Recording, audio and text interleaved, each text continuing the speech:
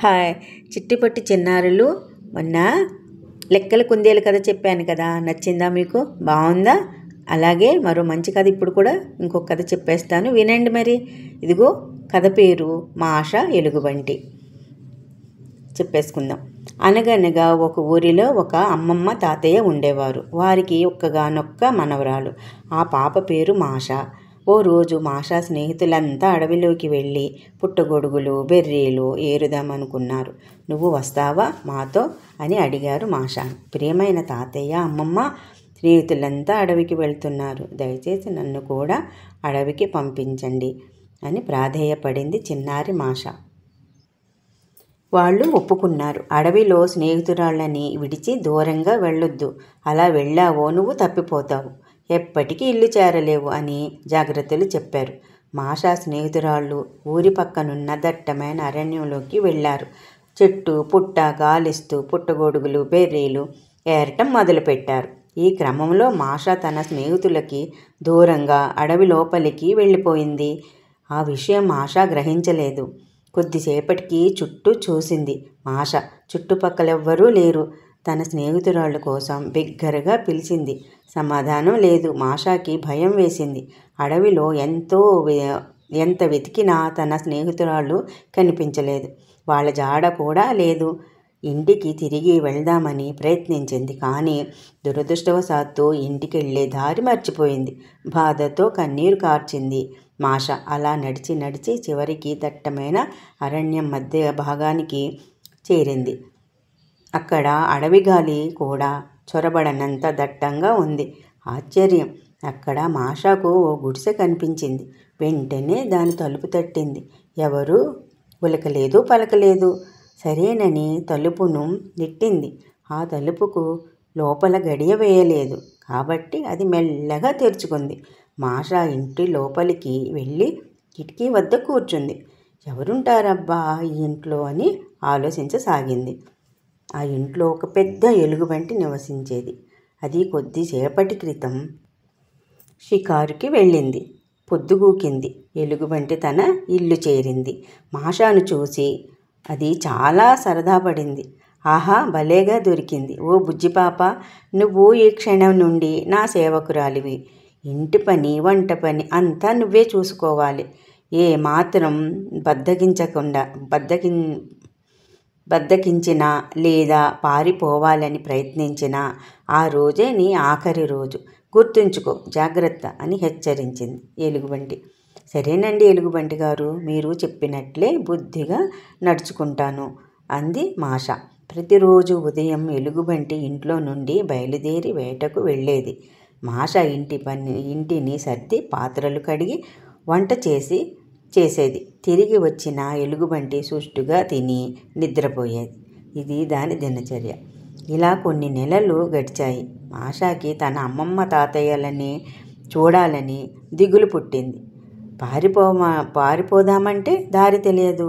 తనకి సాయం చేయడానికి ఏ ఒక్క మనిషి దరిదాపుల్లో కూడా లేరు. ఎలా అబ్బా అని ఎంతగానో ఆలోచించింది. చివరికి ఓ పథకం వేసింది.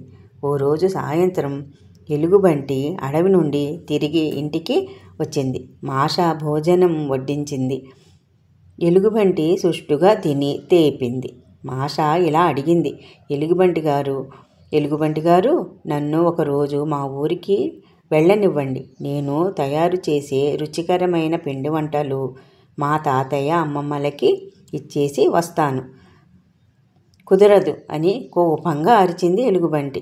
ఓ క్షణమాగి ఇలా రా అంది ఎలుగుబంటి. మాషా, ఓ పని చేద్దాం. నువ్వు రుచికరమైన పిండి వంటలు తయారు చెయ్యి. నేను వాటిని జాగ్రత్తగా మీ తాతయ్యకి, అమ్మమ్మలకి చేరుస్తాను.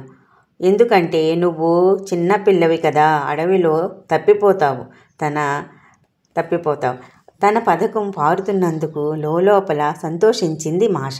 కానీ బయటకు మాత్రం గంభీరంగా మొహం పెట్టింది. సరేనండి ఎలుగుబంటి గారు అంది మాష. పెద్ద పళ్ళెం నిండా చక్కటి పిండి వంటలు తయారు చేసింది మాష.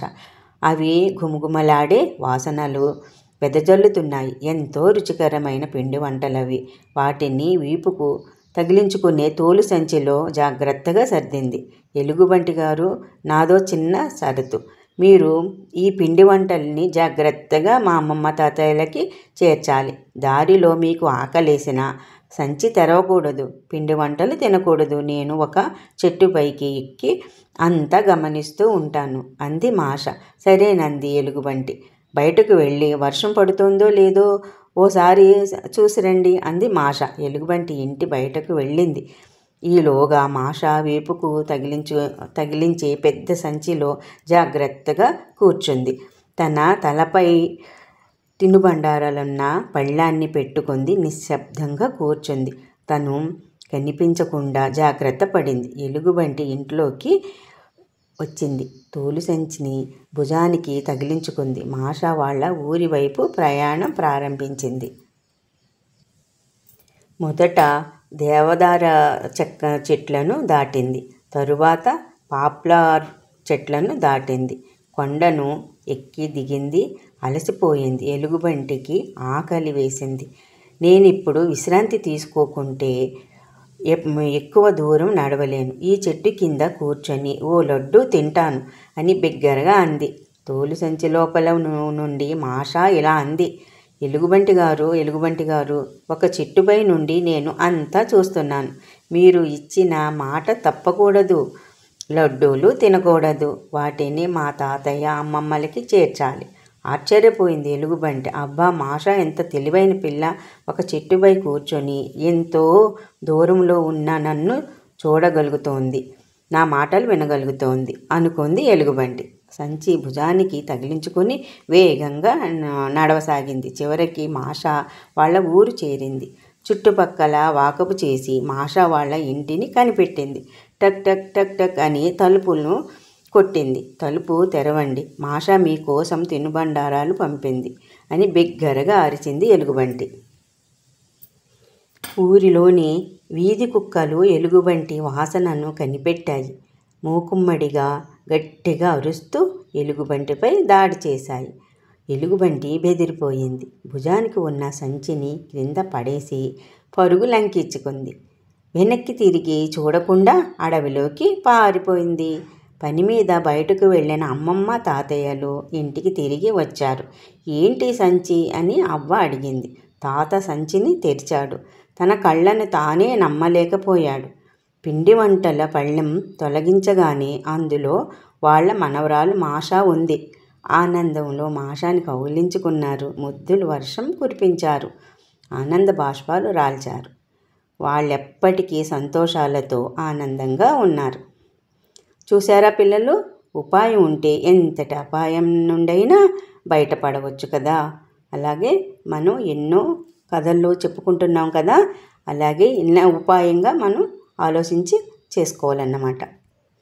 అలాగే మరో మంచి కథతో మళ్ళీ మీ ముందుకు వస్తాను. Okay, bye bye.